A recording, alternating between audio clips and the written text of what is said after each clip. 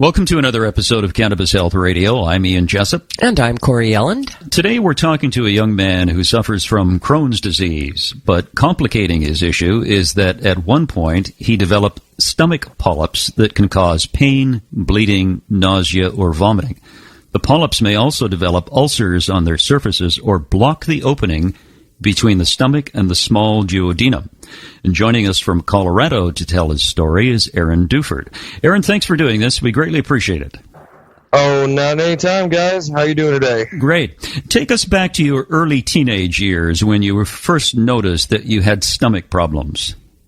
So it originally came about when I eat slightly unhealthier foods, things like ramen noodle and whatnot, and then I noticed it a couple weeks after that. I had stopped eating things like ramen, and I quit eating fast food and all that kind of stuff. And all of a sudden, other high-starch foods like potatoes and rice and stuff like that would start hitting me really bad as well. And so I basically ended up just going on to a pretty much just chicken diet. And I was drinking chicken broth and just eating plain chicken breasts for, I'd probably say, about a year. And after that, it started getting to the point where I was starting to do a little bit better, and that was about after the time where medical first started coming, a little bit more onto the scene in Colorado, I guess you could say. And, at the time, everybody was smoking what we all used to call swag, and, the brickweed, if you might.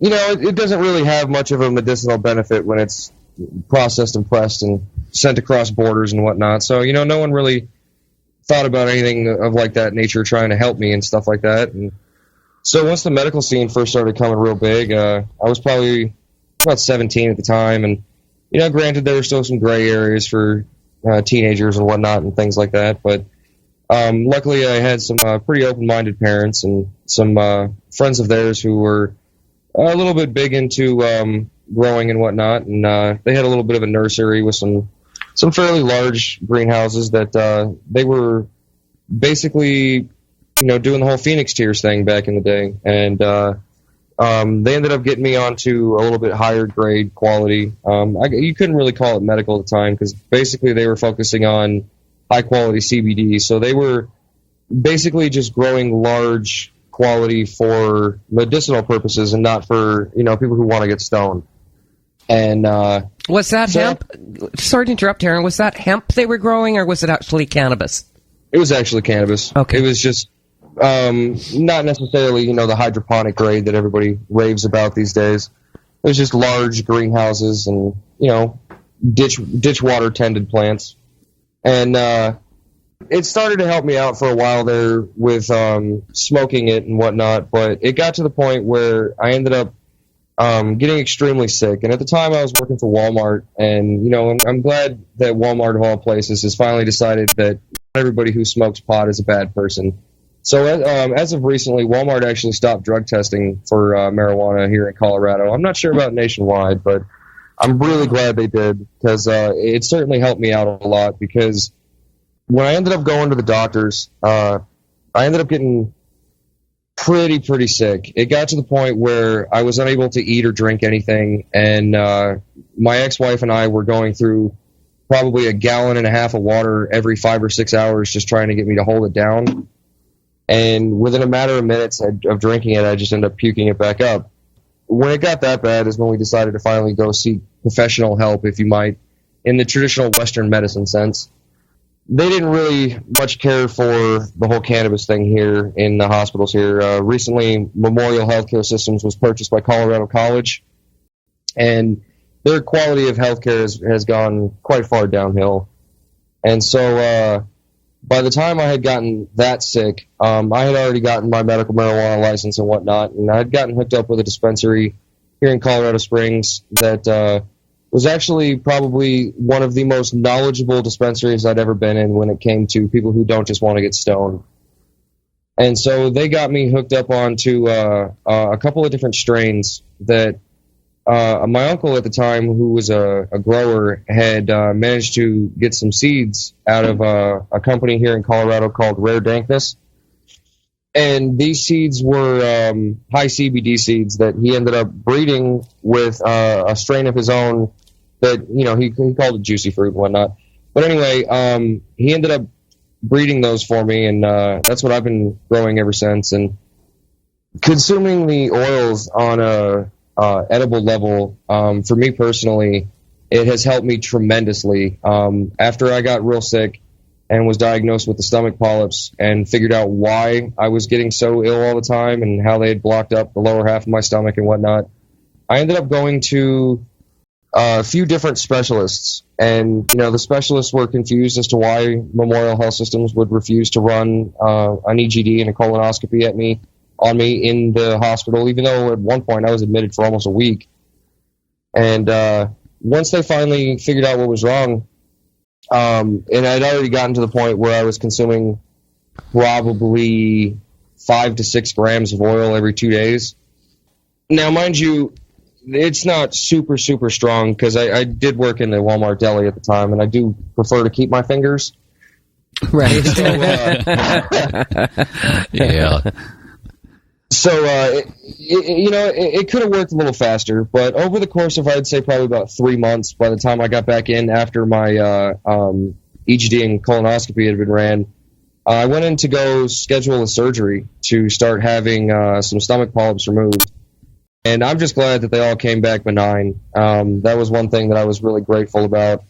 I know there are a lot of people out there who, they don't get seen soon enough, and stuff like that ends up pretty bad after a while. And Aaron, how bad were these stomach polyps for you in terms of your health? So in terms of the health, the stomach polyps is the reason why I ended up getting really sick. Over the course of it was about 8 weeks I was off work. So in about that 8 weeks, I had lost almost 70 pounds. I was a fairly large individual at the time. I weighed close to about 300 pounds. I ended up losing so much weight so fast that pretty much I was too weak to walk.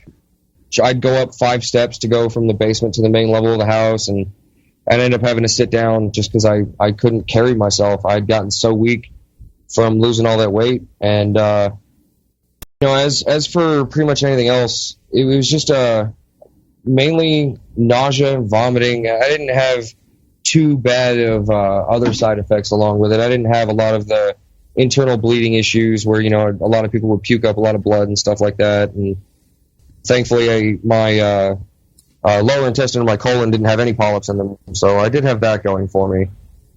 Now, how did you get rid of the polyps? So I'm almost positive I still have a couple left in there. It's been probably a year and a half since I've been back to the doctor. But the only thing that they could think of is the consuming of the cannabis oil. Because when I went back in for my follow-up to schedule the surgery, they did another EGD on me. Said originally that I had over 3 dozen polyps. He said that he quit doing biopsies after 23, and he quit counting after 30. When I went back in, he said that from what he could see, I had less than a dozen left, and the ones that had disappeared didn't leave any kind of a scar tissue or anything like that in my stomach, and it seemed to have formed a new mucose lining and healed itself up pretty well.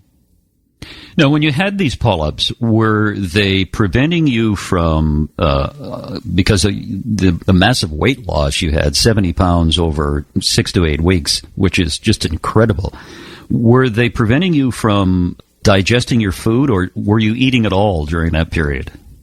So for the first week or two, I had tried to eat, but because of the fact that the lower half of my stomach was being blocked off, I didn't even really get a chance to digest it. Like I was saying, I would take a drink of water, and not even 3 minutes after I drank it, it would just come right back up.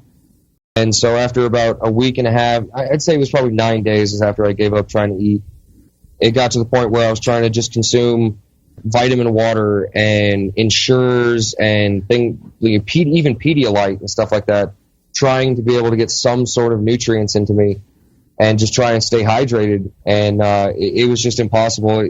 Food came back up the same way it went down. There was no digestion process going on at all. It almost got to the point where some of the stomach polyps were almost, they didn't specifically say this, but to me it almost felt like they were starting to block off some of the acid heads, because it got to the point where I wasn't even puking up stomach acid anymore. Wow. Did you think that because of this issue that it was your Crohn's as opposed to the polyps? So they said that the polyps were probably caused by untreated Crohn's disease for a number of years. I see. Okay. So your Crohn's created the polyps, which created... That was their theory about it. Yeah. And so you started taking the cannabis oil. How soon after taking... I assume you took oil, or am I mistaken on that? I had started smoking at first, and then I had started eating oil after that. Okay. And you started taking the oil. How soon did you start to feel some relief where you could actually drink water? The original way I started doing the oil was I don't particularly care for the taste very much, so I was making a very basic hard candy recipe, and so it was just corn syrup and sugar, and I would mix in my decarbed oils, and I would just suck on a piece of candy and let some of the saliva digested liquid flow down my throat and whatnot. And I would say probably 4 days after that is when I started able to actually process water and everything again. I was having proper urinations, and I didn't have to go have IV bags hooked up to me every couple of hours to actually stay hydrated and whatnot. And after probably a week of that is when I had a friend of mine bring me over empty gel capsules. And so then I just started filling the gel capsules with a syringe, and I would just eat the gel capsule. And so I was pretty much just eating plain oil at that point. And after that, I would say 5 days, maybe it was 6 days. After that, I was able to go back to work. Boy. Do you remember the first thing you ate? Ironically enough, the first thing I ate was Domino's pizza. And there's a plug for Domino's. That's right. Yeah. Right? After, I would say, probably 11 days, it was when I started eating solid food again. My ex-wife, she was trying to get me to start with, things like Powerade, and I went back to the Pedialytes and the Ensures, and just, I was trying to stay on a liquid nutrient diet just to make sure that I wouldn't have any issues, because it got to the point where, I don't know, the peaked on my face from the puking was so bad that I ended up blowing a blood vessel in my eye and had a red eye for like 3 weeks, and we just wanted to try and avoid me having to puke at all.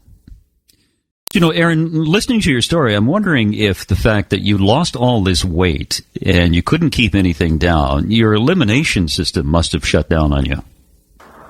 Yeah, I would probably agree with that. With the amount of weakness and everything I was feeling, I would probably definitely agree with that. So you lose 70 pounds. What's going through your mind with all this massive weight loss? Boy, there could have been a much healthier way to do that. Yeah, that's right. Yeah. Luckily, though, it wasn't all due to, like, normal people weight loss with the burning fat and whatnot. I lost a whole lot of muscle mass and everything from basically being lethargic for weeks on end and not being able to get up off the couch and stuff. And after I was able to get back to work, they took me off of restricted work probably 2 weeks after I went back to work. And about a month after I went back to work, I already was able to put back on, I'd say probably 10, 15 pounds of fat and probably another 3 to 8 pounds of muscle. And now, a year and a half later, I'm at a much healthier body size. I'm not a roly-poly, as my mom used to call me. And Roly-poly. How tall are you? I am 6 foot. So when you started taking the cannabis and the polyps were eliminated, were the doctors somewhat taken aback at the fact that the polyps were gone? So I ended up going back to Memorial Hospital, and they were not happy with me. When they were doing the original blood tests, they had accused me of being a drug addict multiple times. I have an extremely low tolerance when it comes to narcotics and stuff like that, and so they were barely even dosing me in the hospitals, just trying to keep my pain level down, keep my nausea down, and try and keep me sedated. And so after a couple of visits to the ER, my THC levels had started to slowly increase because I was increasing my smoking and, trying to keep the nausea down. And it got to the point where, because at the time I wasn't really smoking flower, I was basically a dabber. And I was smoking so much hash oil at the time that the doctor came in and he looked at me and he said, I don't really have a way to put this other than you're almost testing off of our testable charts. And it's getting to the point where I can't figure out what's going on with you, and I understand you lost all this weight, and I understand you're puking all the time, but we're thinking that you're just here for painkillers. And so when I had gone back to Memorial after I had gotten the secondary results from my gastroenterologist, I just kind of went down there to go talk to him. I didn't really have a doctor's appointment. I just wanted to, go down there and let them know, because they put it in my medical record that I was a combative patient who was there for painkillers, basically. Because we have a really bad problem here in Colorado with, people faking injuries and whatnot just to try and sell painkillers here. It's turned into an epidemic down here. And so I'd gone back in to talk to him and try to see if I could have some of that removed off my permanent medical record and stuff, just to, make me not look like that type of person. And I got to talking with him, and there was only one pro-marijuana doctor that I had talked to at that hospital. And when I told him that my gastroenterologist had attributed the decrease in polyps, I can't necessarily say they were cured, because like I said, it's been a while since I've been in, and there were still a couple there when I was last in. But he said that the massive reduction in the polyps, the only thing he could think of, because I wasn't on any kind of medications at the time, because Walmart might be a nice company to work for, but they don't really pay for much, and Humira's is really expensive. So I told him, their theory on what happened, and they basically told me that they would prefer if I didn't come to their hospital anymore. Wow. Yeah, Ian and I just both kind of looked at each other. Whoa. Don't quite get that. So, how is your Crohn's today? As of now, I feel better than I have in probably 10 years. Fantastic. So, do you have issues like a number of people who have Crohn's or irritable bowel issues that when they go out, they have to know where the bathrooms are in case they have to rush to the bathroom? The one symptom that I do experience all the time is usually the rushing of the restroom, and so I don't. It's probably not something I should be doing, but I usually only eat once a day. I try to avoid digestion wherever possible. So I really only eat before I go to bed at night. And luckily, I work night shifts. I work, 2 p.m. to 11 p.m. So I have the opportunity to be able to come home on my lunch break and not have to worry about using public restrooms, because the whole adage, does a bear crap in the woods? Mm-hmm. Well, bears also scream in the woods sometimes too. So, yeah. What are some of the triggers for you, Aaron, for your Crohn's?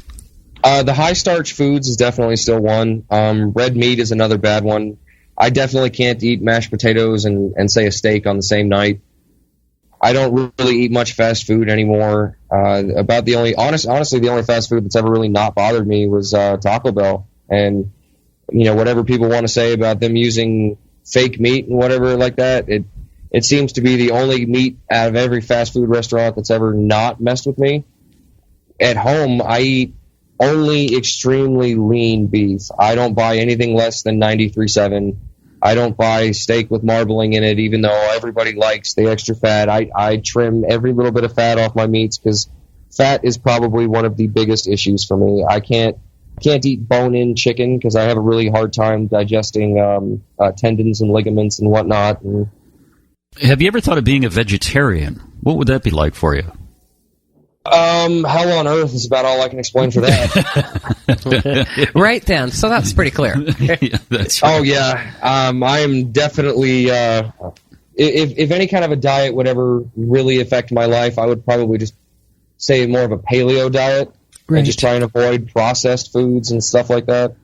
I try not to drink soda anymore. I mean, everybody has the occasional drink when they go out and stuff like that, but I don't really drink alcohol any longer. I don't drink soda. I do not drink energy drinks anymore at all, because at the time when I had really gotten sick, it was getting to the point where I was drinking 3 to 5 energy drinks a day, consuming 4 to 5 times the recommended amount of caffeine, and looking into it, the massive amounts of niacin that is in energy drinks is also not good for people with stomach issues as well. Do you drink coffee at all, Aaron? The only kind of coffee I've ever consumed was like frozen yogurt. I'm not a big coffee person. Okay. Yeah, when you mentioned vegetarian, I was a vegetarian for 4 years, and I lived in Vancouver, and I stopped being a vegetarian because I lived in a very populous area. It's called English Bay. And one of the things that really, really got me off of being a vegetarian was in the summer people would barbecue. And I just loved the smell of barbecued meat. And I thought, what the hell am I doing this for? and I stopped being a vegetarian, and I felt a lot better. I mean, some people, they thrive on being a vegetarian. That's great. But as we talked to a number of people about cannabis, cannabis is different for everybody. Vegetarianism is different for everyone. The paleo diet is different for everyone. So you have to find out what's right for you. And obviously, you're in the process of finding out what's right for you so it doesn't activate your Crohn's. That a fair statement? Exactly. And I mean, like you said, I'm still young. I'm only 24 years old. I still have plenty of time to figure out what's going to affect me more than others. And, recently I just ended up going through a pretty bad divorce with my ex-wife. And the stress from all of that definitely added to a lot of the issues I had. And stress for me is probably the second biggest factor other than, the different food groups that affect me. Yeah, I can see that. I think it's a testament to how you're doing, just the fact that after you hang up from us, you're going camping. I think that's pretty darn good to be able to do that. Yeah, honestly, though, it's one of those things that I'll make sure I definitely go to the bathroom before I leave, and I'll probably not eat all day Friday and eat just before I come home Saturday. So it's one of those things that I kind of have to sacrifice a little to do something like that, but... So, Aaron, why do you go through these lengthy periods of not eating? Well, what a lot of people don't really care to talk about is a lot of the side effects of Crohn's. And for me, the best way I can describe it is imagine your entire intestines just cramping all at once and feeling like you have to poop but can't. And it's like basically the worst cramped, constipated diarrhea. And even when it's a solid bowel movement, even then it's not very much fun at all. So, and for me personally, another one of the big side effects is the massive amount of byproduct gas, I guess you could say. Yeah. It's not necessarily like I fart a lot or anything like that, but I do end up burping an extreme amount. Even taking a drink of water, it's like my stomach will flex on itself and jostle the water around to the point where I'm just burping constantly. Now, you said you feel better than you have in about 10 years. Are you continuing to get better, or have you plateaued? I'd say recently I plateaued. It was probably, it's been about almost a year since my ex-wife and I had really gone through a lot of our issues, and I recently ended up moving back in with my parents, and my mom ended up passing in the middle of January, and so that was pretty hard on all of us. And I would say the stress and depression from that probably set me back a little bit more than I would have liked it to. But it's getting to the point where I'm actually starting to feel an incline again. No, that's good. Stress is really a key to avoiding in terms of improving one's health, whether you have Crohn's or any other issue. I mean, stress is really a killer that people don't realize. And I think you at a young age of 24 realized that stress is a trigger for you. You know foods that are a trigger for you, and what you're trying to do is find your path in life as you maneuver around some of these issues, which I think is great. Now, when you go on your camping trip on the weekend, are you going to take some marijuana with you? Oh, yeah, of course. I sometimes have to ask these dumb questions. Oh, no, you're all right. I try to make sure that I'm not in any legal gray areas and things like that. With it being a recreational and medical state here in Colorado, there are still some laws that you have to follow. Like if you go to a national forest, you can't have that with you because it's federally owned land and stuff like that. Yeah. But luckily, we're going to a patented mining claim, which means that he not only owns the mineral rights, but he owns the land itself. So we're basically on his property. And I was also a cigarette smoker for a number of years, and recently I had a friend of mine turn me on to vaping. So I have been I slowly worked my way down to 0% nicotine, but I liked the vaping so much because it was, a lot of people, there's a public stigma on even using like cannabis e-pens in public. When you make these vegetable glycerin infused vape juices, people don't really know what you're doing, and it gives it that much more of a privacy kind of type thing, Mm-hmm. Have you noticed that vaping helps you quite a bit? Oh, yeah. Me personally, I never really liked smoking cannabis too often. The way I've always kind of described it is I'm one of those people who prefers my pot to be like a skunk's butt and not pine sol pot. There, with all the different terpenes and everything, there's always different flavor profiles, but when it comes to vaping, I pretty much get the same flavor out of it every time, and it's just easier on my lungs and everything, and, living at such a high altitude and going out and doing things like mining and whatnot, just any little bit of extra boost that I can get from not having to worry about smoking and whatnot. Aaron, we've talked to people who have had Crohn's, very serious Crohn's issues, and some people have spent I would say the good portion of their life in a hospital. Yeah. And one of the things is they've taken the concentrated Rick Simpson oil and as a result of that have, I don't want to say cured their Crohn's, but put it into remission. Put it into remission, I guess is the more correct term. Have you ever thought of doing that? Luckily, mine wasn't as serious as a lot of people have. I mean, things like having to go on a colostomy bag have never been anything that has even been mentioned with mine. I mean, mine's pretty mild. And luckily, I guess you could probably say that I'm in remission with how much I've healed over the last few years. But, like I've said, it's been probably the better part of 2 years since I've actually gone in and seen a specialist about any of this. I mean, I've done so much better that hospitals are basically a thing of the past for me. Well, you seem to be coping pretty well and, kind of figured out what works for you and what doesn't, or at least are on the path to doing that. Yeah, and it's, the little bit of things every day. My personal creed is that if you don't learn at least one new thing every day, it's a failed day. And if I can just learn one little thing about what's going to keep me from wanting to not be here any longer dealing with it, then I'm definitely down for that. Aaron, are you using the cannabis that you use? Is it a high CBD or high THC? Are you doing a blend, or how does that work for you? So as of right now, I'm in the process of buying a house. So I don't really have much of a personal grow going on right now. But the strain that was developed for me, that was kind of why I was asking if you guys wanted me to include any of my test results in that. So a friend of mine in Colorado Springs, he's a dispensary owner, and at the time before the major, what's the word I'm looking for? Rules, I guess you could say, and everything had been put on to the dispensaries and whatnot. The regulations. Yeah, there you go, the regulations. You were actually allowed to sell your products to the dispensaries for them to sell in their stores.